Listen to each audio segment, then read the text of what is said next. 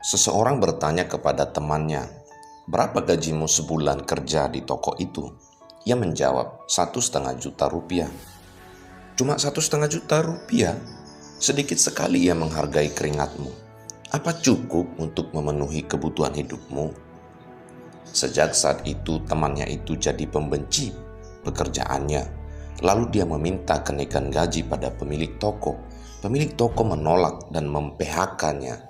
Kini temannya itu malah tidak berpenghasilan dan jadi pengangguran. Saat arisan, seorang ibu bertanya, "Rumahmu ini apa tidak terlalu sempit? Bukankah anak-anakmu banyak?" Rumah yang tadinya terasa lapang, sejak saat itu mulai dirasa sempit oleh penghuninya. Ketenangan pun hilang saat keluarga ini mulai terbelit hutang kala mencoba membeli rumah besar dengan cara kredit ke bank.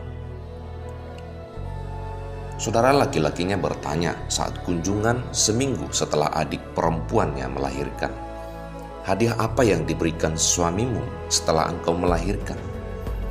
"Tidak ada," jawab adiknya pendek. Saudara laki-lakinya berkata lagi, "Masa sih? Apa engkau tidak berharga di sisinya? Aku bahkan sering memberi hadiah istriku walau tanpa alasan yang istimewa."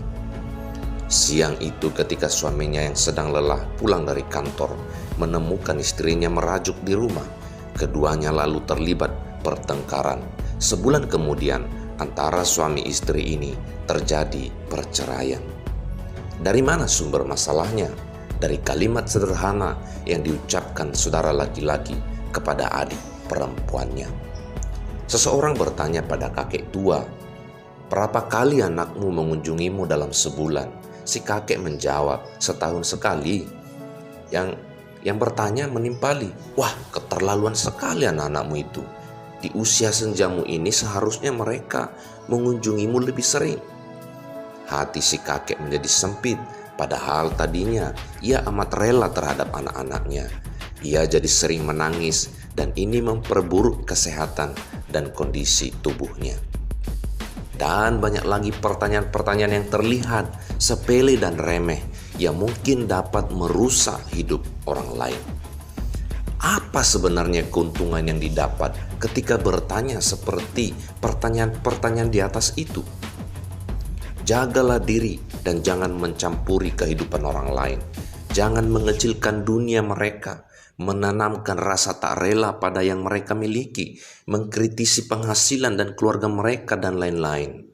Kita akan menjadi agen kerusakan di muka bumi ini dengan cara ini.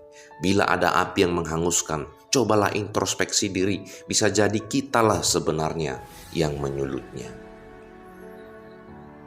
Untuk itulah Tuhan memberi kita 2 telinga 1 mulut agar kita banyak mendengar sedikit bicara.